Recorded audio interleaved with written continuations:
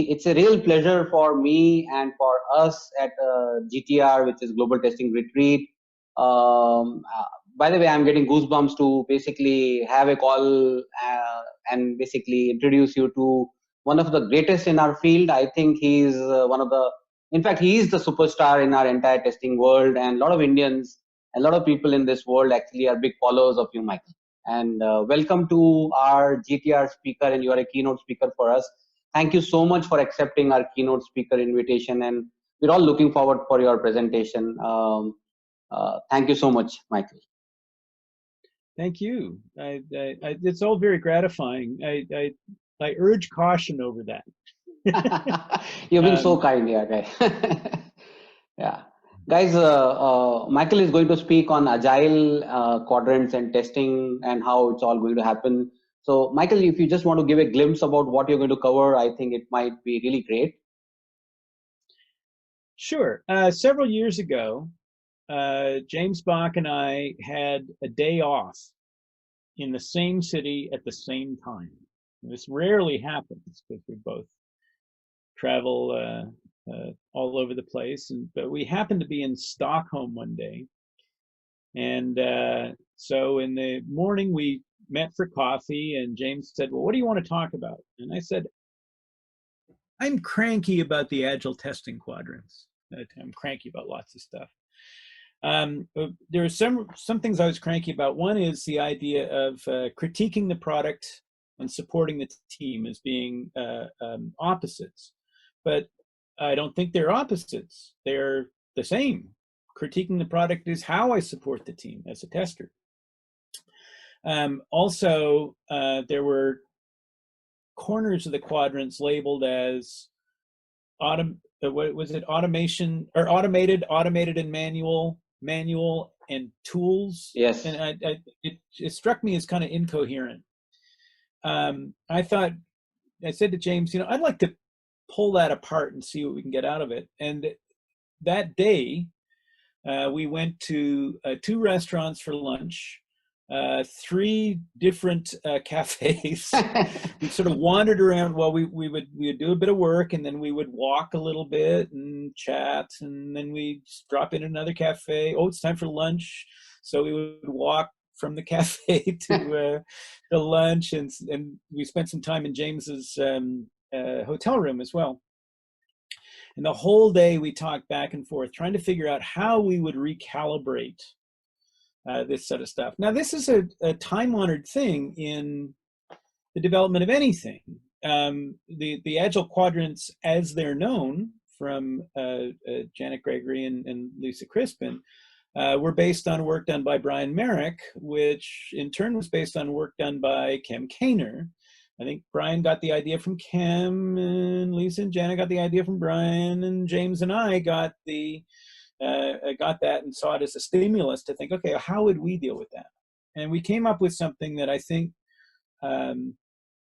we're actually kind of proud of, because it provides us with a lens, a set of 4 lenses, in fact, through which we can look at the development of software in an Agile context, but then where we can look at the development of software even when it's not in an Agile context. True. And then where we can look at the development of a product, or of a feature, or of a function, or of a one-line change, or of a test strategy. Yeah. And we do that by looking at testing work and testing ideas related to intention, to discipline, to preparation for deep testing, and for realization. And we realized this is a lens that can be zoomed in or out to any level of granularity in any kind of development stuff. So it's sufficiently specific, I think, and sufficiently general that we can use it in various interesting ways to trigger ideas about what is this thing that we're doing or this thing that we're building? Are we doing or building what we think we're doing or building? What do we need to get ready to test or to evaluate this thing that we're building on a deeper level? And when we think we've realized our goal, what else could we realize? Like the idea that we could realize that there are problems in what we built. So we've been playing with this a fair deal, and it's been really a productive tool for us. And so I'd like to share it with your community.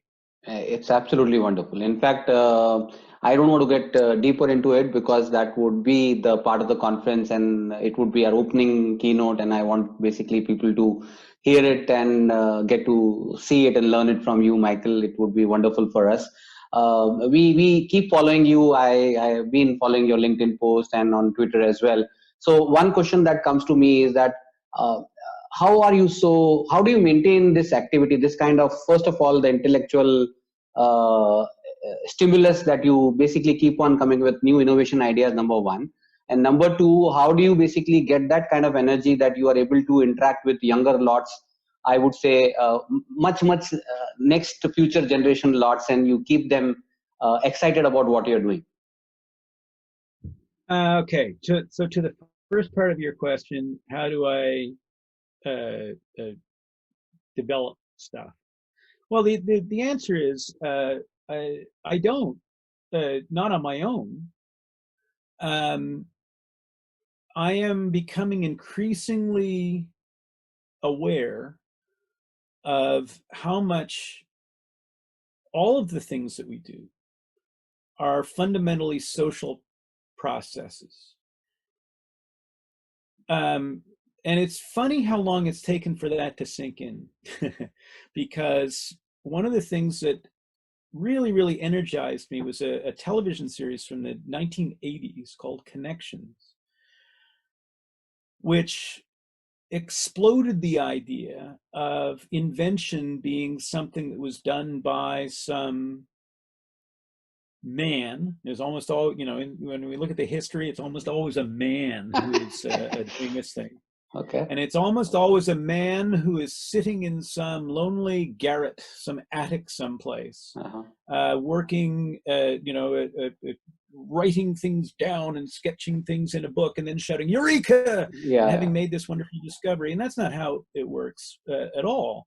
We are, as human beings, fundamentally social agents. We are involved in communities of people, and those, our interaction with those people is sometimes mediated through things like books and films and even the kind of media that we're talking on right now. There's something in between us, but those media bring us together and they kind of take us apart at the same time.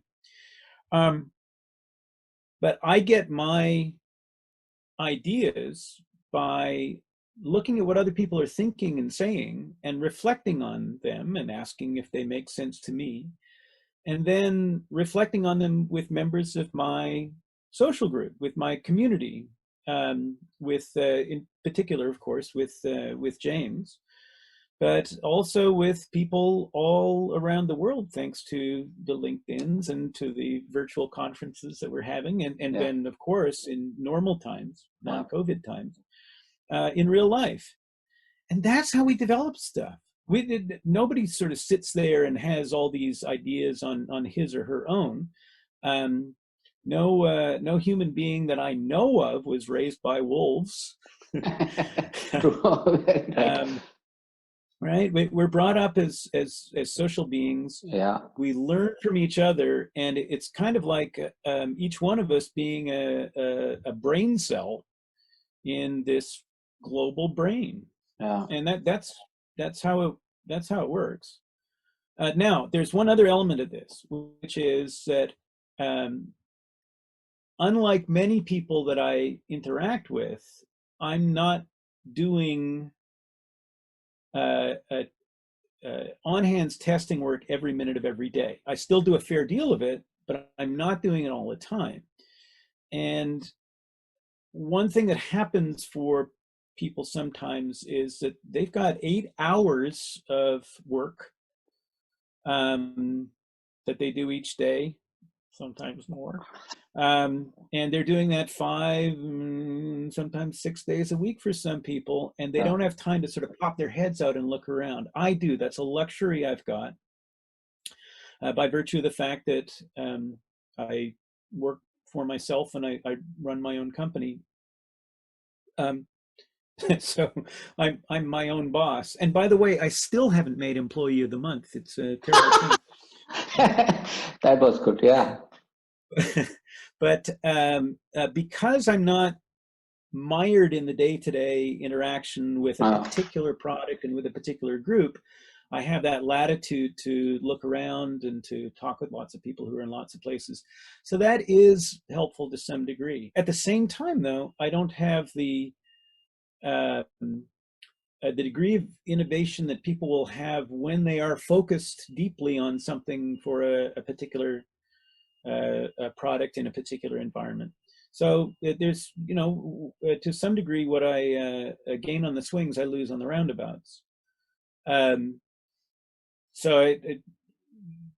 But nonetheless, I have interactions on a fairly rich level with lots of people, and that stimulates the group mind. My dendrites go all over the global testing brain, you know. Yeah. So no, that is very interesting. In fact, we got some 3 secrets out of it. So interestingly, now since you told us something which is being basically your own boss, I wanted to ask one quick question. Like, for example, a lot of people in the testing space work for basically an organization or work for somebody else. Obviously, they many of them want to become entrepreneurs. Okay, I'm an entrepreneur just like you. But to all the people who have a kind of a small desire to be an entrepreneur or do something of their own, do you want to basically give them a small bite which probably would basically get them moving towards that, or maybe spark them towards entrepreneurship?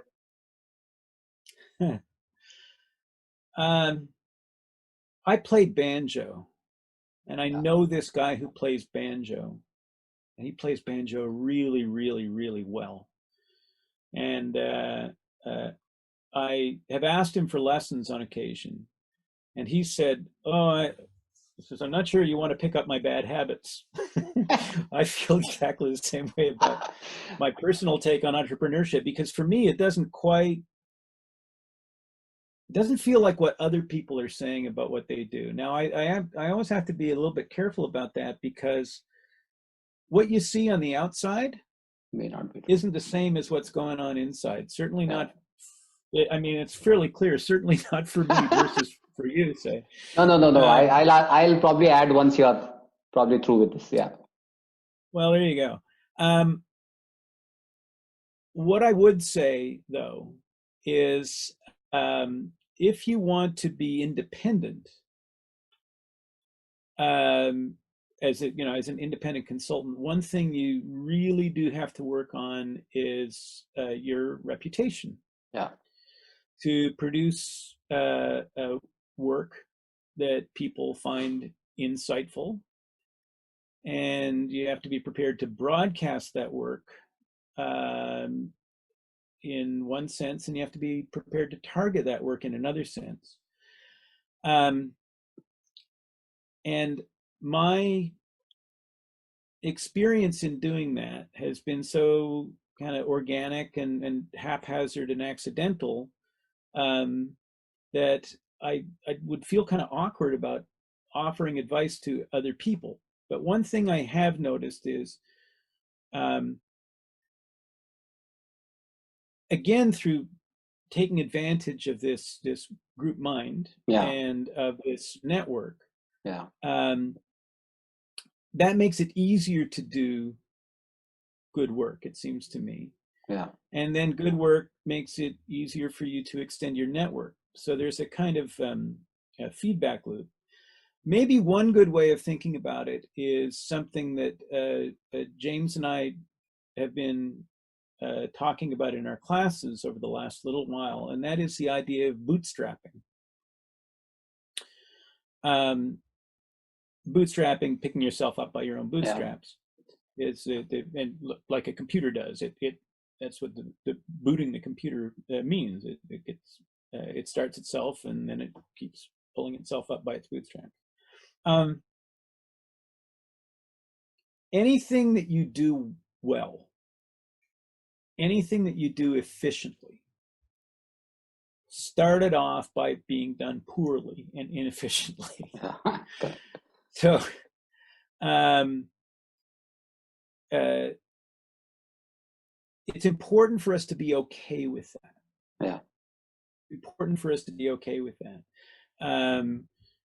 Nothing that we do well is done right the first time. Getting it right the first time means that either it's not really right, or it wasn't really the first time, or you got lucky, or it wasn't such a big deal. But cycles of doing that, it's very similar to another thing that we've been teaching for years and years called the plunge in and quit heuristic. When you see something that you want to do, or that's interesting, or that you find difficult or confusing, or that involves some element of risk, plunge in, and try to do so in a way that's fault tolerant. And then if you get more deeply confused, or if you find yourself struggling a bit, then quit and back out, regroup, ask for help, ponder and reflect. Those things can help. So to the degree that you want to engage in anything new, including independent work or even moving to another job, bear in mind that banging your head against it, struggling with it a bit, is part of the deal. And if you keep yourself well defended from complete collapse, don't stake it all in one throw unless you really want to take a big risk. And then you can build from where you start. I mean, I can think of no better example of an entrepreneur than my friend, I think yours too, probably, Pradeep Sundararajan. Yes. Who started small, thought big, but started small and did little things along the way, and who I'm not. This is not an accusation, because he's the first to talk about it. Who failed a lot, and who almost kind of relished his failures and his mistakes. The difference between Pradeep and, say, me, a big difference, is that he learned better from his mistakes, and he had bigger ambition than I've done. I don't have an ambition to run a big testing company, but he did, and he made a number of mistakes along the way, which he's been wonderfully forthright about. Really good at talking about that. Good on him. So maybe that's another thing, is to not only to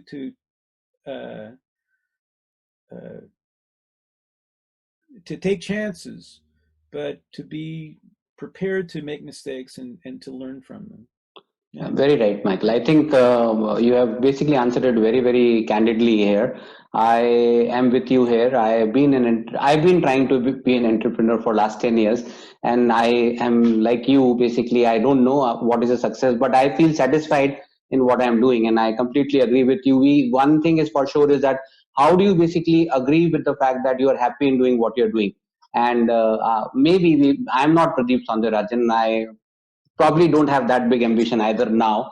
But when initially I started my company, I thought maybe I'll basically become and make a very big testing organization. But now I am happy doing what I'm doing, this community work that we are doing, learning from, and maybe this is what is one of the biggest thing, is that I'm getting a chance to meet people like you, Michael. It has been a dream, and I think just because of our community work and just because of the conference, I'm getting a chance. So this is one desired tick mark here for us.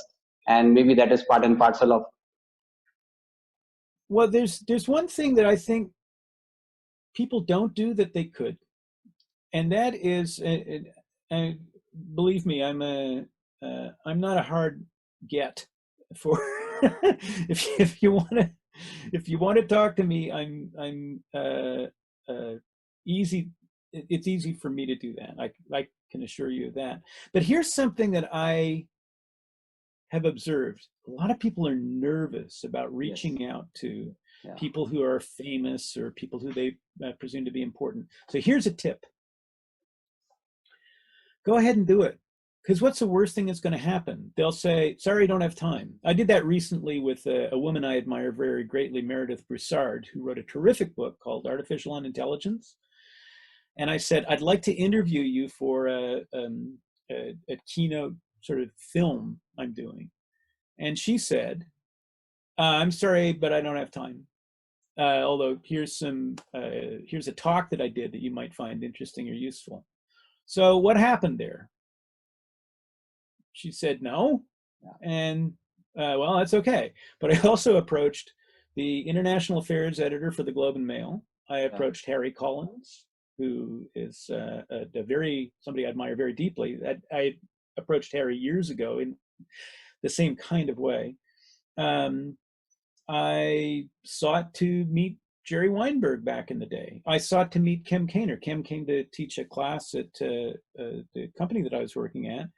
And after the class, I sent him a little gift. And in so doing, we started a collaboration that went on for many years. So there's a tip, which is if there's somebody you believe you can learn from, reach out to them.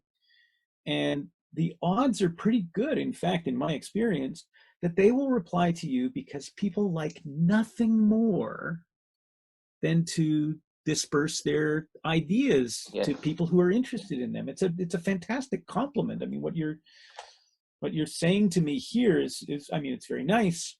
But you think I'm not going to respond to you when you say it's a thrill to meet you and a pleasure to meet you? Of course, everybody wants to do that. Everyone who wants to convey ideas does that. I think that is brilliant. There's a tip. Yeah. I completely agree with. In fact, I was shy enough to reach out to you. Thanks to Pallavi that we are talking here. I don't know. Maybe she did that on her own. Yeah, she did it on her own. Contacted me. Yeah. No, I'm really happy, and this tip is what I would always keep it with me now. Thank you so much, Michael. This is something which I really appreciated now, and I agree completely that people who are like so successful right up there are approachable. It is just in our own heart that sometimes we don't reach them. And what is the worst thing that can happen? So yeah, Michael, this is something. No. Yeah, true, very true. Yeah. And this is something which is amazing. I would give credit to Michael, your humbleness, your approachability also. See, I don't know about others, but you have been so kind and being so approachable for, I think, most of the Indians out here. Definitely you are a role model and a hero for us. So this is something that we all look forward to. And maybe I can ask one more quick question. I had allocated some little time and this conversation may go on for long if I keep on speaking like that. So obviously we have seen you play banjo, and we also saw your episode on manual testing that I know that we are planning on a panel discussion on that. I'll probably ask Brijesh to see if you can participate in that. But having said that, I know that you play music, you are deeply passionate about testing. Is there something else that our audience should know about which we are not aware of, and you would like to share that with us? Gee, I don't know. Maybe food, anything to do with food, anything to do. I know there are a lot of books around. Yeah. Good tip. Yeah, I like cooking a lot. Wow. And one of the reasons I like it is because it's a deeply social thing. Yeah. It's kind of fun to cook for yourself and make something tasty, but it's much more fun to cook for your family and for your friends, because sharing food is an intimacy. It's a way of connecting with people. Yeah. And music is like that too. So other people relish sports, for example. These are things that help to build and emphasize our social relationships and our bonds of our interdependency on one another to be a part of something greater than the sum of its parts. So I guess there's a few things. I've never been a big sports guy, not really. I used to play baseball with friends on the weekend. But the cooking is that's something that's been kind of important because of how many links I can find to testing. And in fact, the very first article that I wrote when I got a regular gig with Better Software magazine was based on cooking. Because as we're cooking something, we're developing something, and as we're developing something, we're testing it.